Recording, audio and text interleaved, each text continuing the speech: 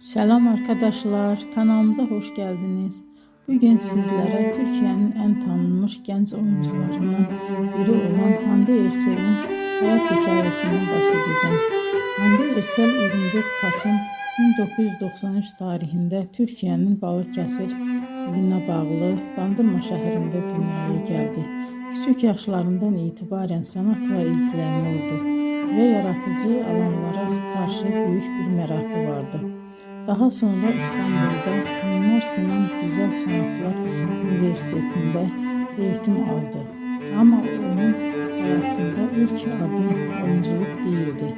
Hande Erçel kariyerine modellik yaparak başladı. Genç yaşta katıldığı güzellik yarışmaları sayesinde dikkat çekti ve kısa bir süre televizyon dünyasının kapıları ona açıldı.